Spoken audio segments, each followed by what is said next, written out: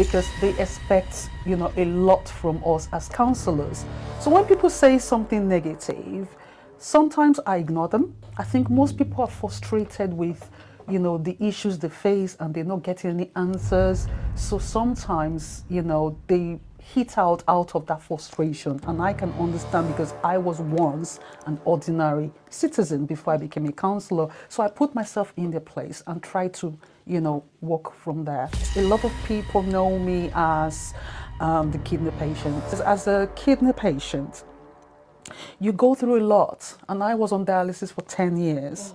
And, I don't think there's anything harder than being on dialysis for 10 years, 4 times a week, doing your dialysis 4 times a week, 3.5 hours each time. It actually teaches you patience. And when you get your transplant, despite all the obstacles and the trials and tribulations, people tend to come out on the other side a little bit more appreciative of life, like I am. So I don't see things that happen to me as, a problem. I look at them as a solution, so I find a way around it.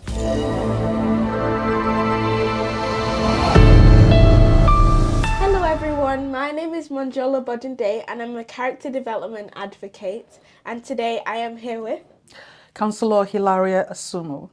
That's a nice name. Thank you. Ma, what do you do as a councillor? Because everybody hears the job councillor, but some people actually don't know what it means. So can you please explain to us? Yes, so a councillor is somebody who is elected by the community to represent their voice in the council.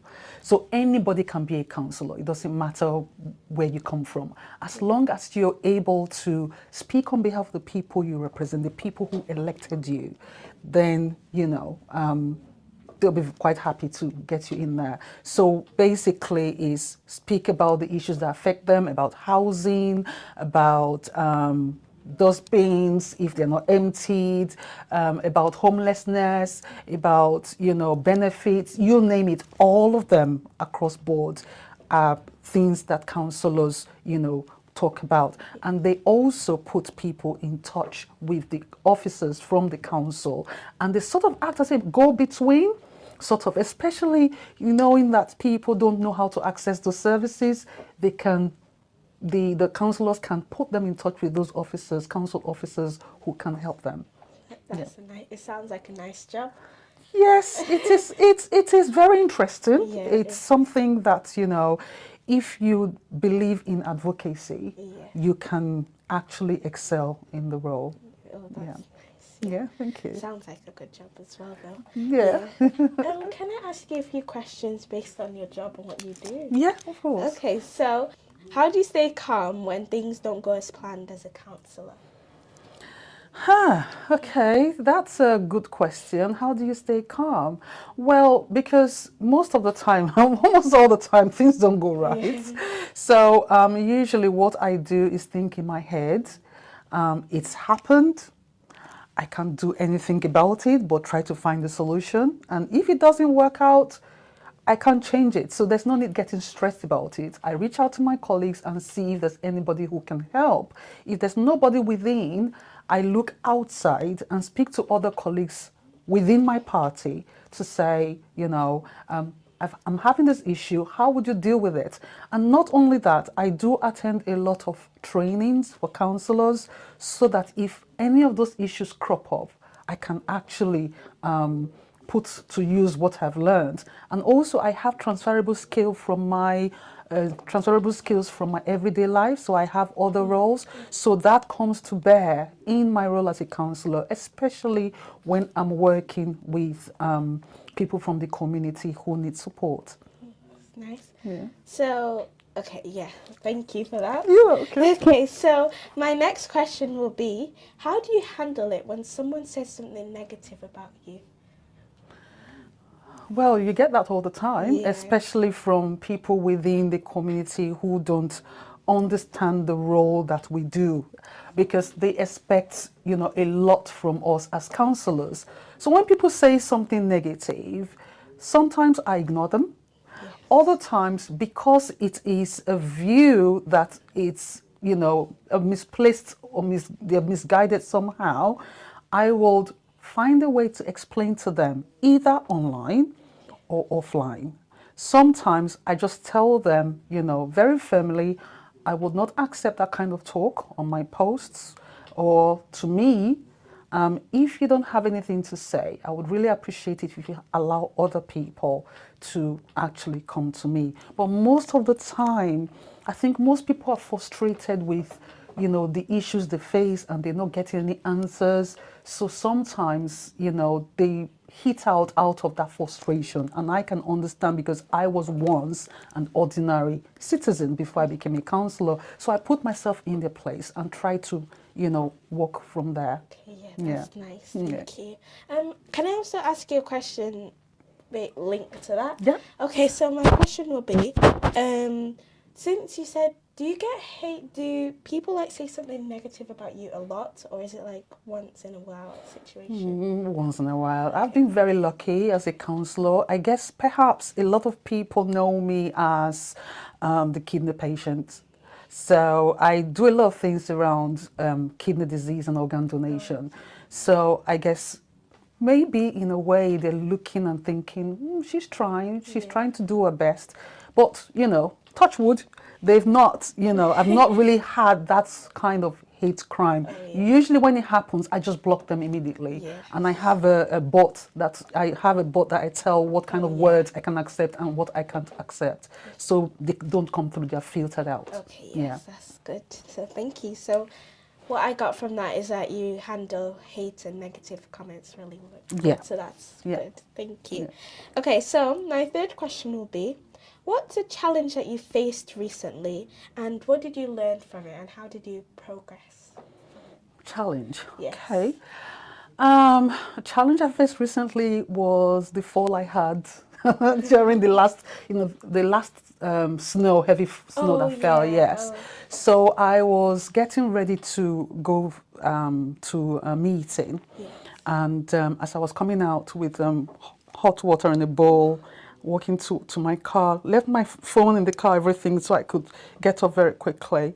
And I fell. I slipped on black ice and I fell. You must have noticed I was limping earlier on. I'm still limping 4 weeks after. And I fell on the ground. And I was there. There was a hedge around my house so nobody could see me. So I laid there for about 5 minutes. I couldn't get up. I was in so much pain. But I looked at myself and I said, if you don't get up, you won't go for this meeting.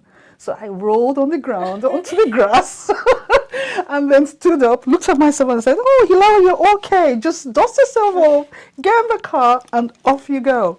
And, you know, I keep a positive outlook on things because as a kidney patient, you go through a lot. And I was on dialysis for 10 years. And, you know, I don't think there's anything harder than being on dialysis for 10 years, 4 times a week, doing your dialysis 4 times a week, 3.5 hours each time. It actually teaches you patience. And when you get your transplant, despite all the obstacles and the trials and tribulations, people tend to come out on the other side a little bit more appreciative of life, like I am. So I don't see things that happen to me as, you know, a problem. I look at them as a solution, so I find a way around it. Yeah. So that's good. And I'm very sorry that you fell as well. Oh, thank you. Okay.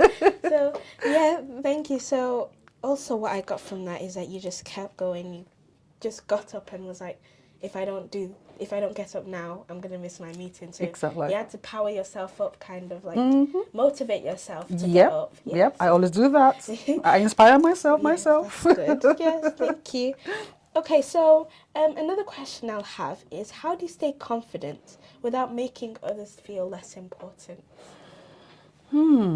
Well, first, I'm a Nigerian, and Nigerians are always positive. We never see anything, you know, that will stop us from achieving what we want to achieve.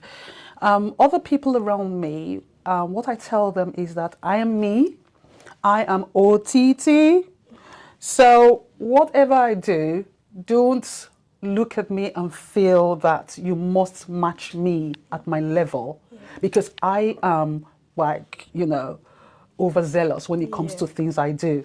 you do you and do as much as you can, and I will be there to support you. So I do support a lot of people, both young people and, you know, older people. And I always tell them, I want to inspire you. I want to motivate you to do something with your life. It doesn't matter what you do. Take a little step each day and you would see what you can achieve just by taking that first step and doing, you know, the things. But I try as much as possible to ensure that, you know, I sort of like share my confidence with them, because I take them along with me, build them up to help them achieve those goals they want to achieve. But I never allow my confidence to make people feel as if, you know, they are not any better. Because we're all equal. We just have different talents and gifts. And mine is OTT. Okay, thank you for that. And my last question for today is, who inspired you the most and why in your whole career and your whole life? Oh gosh, always my mom, my mother. My mother, right from when I was a kid, has always inspired me. I'm sure I do about 1,001 roles and, you know, stuff, volunteering as well. And my mom was like that. And I grew up watching her build other women up, help them to achieve their dreams. And as you must know, we all learn tacitly from our parents.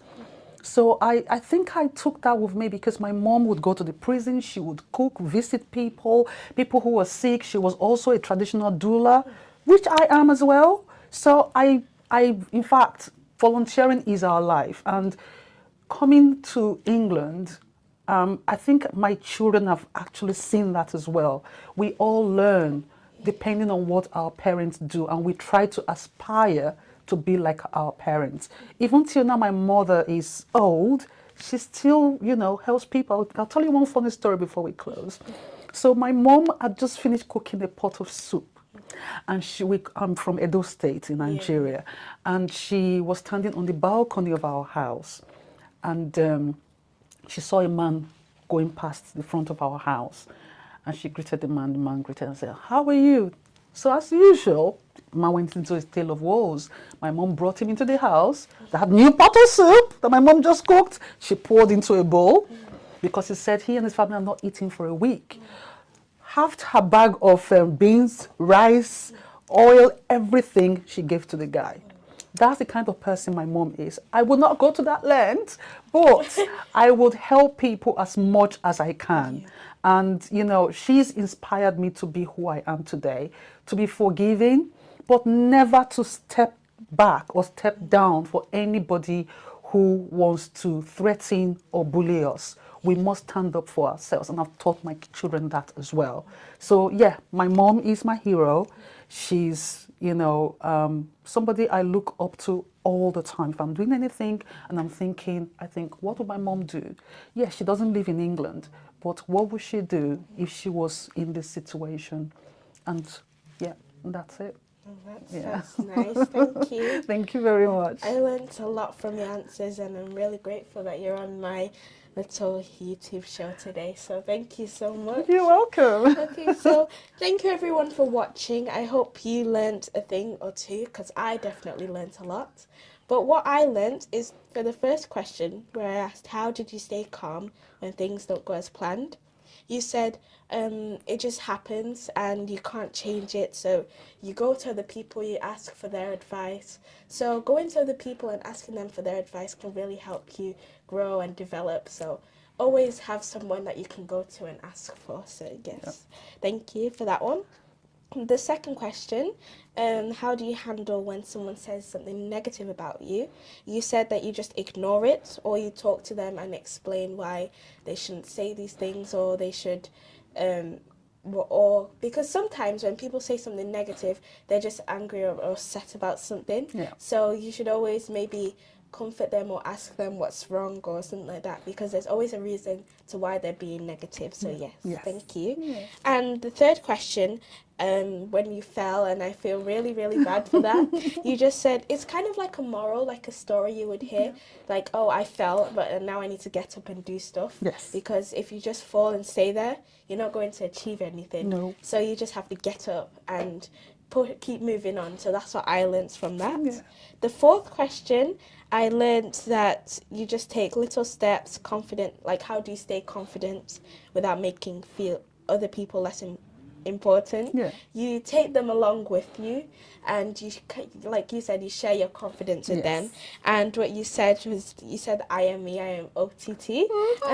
And if you don't know, OTT means you're over the top. Yeah. So yeah, that's, I really agree to that, because some of my friends say that, oh, she does this, how can she do this, how can she do that? She's over the top, because that's what they use sometimes. Yeah. So I learned that, I really relate to that as well.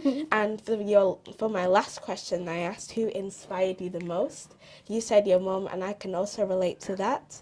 And how she helps people, and she really inspired your career and what you do. So yes, I have learned a lot, and I'm really grateful that you've taught me so many things, and I will definitely be reporting back to my children that I'm teaching today. So thank you so much. You're welcome. And if you want me to come speak to your children as well, I would come and speak to them. Thank you. You're welcome. So thank you everyone for watching once again. I hope you enjoyed, and I'll see you next time. This is where the magic begins. Bye everyone. Bye.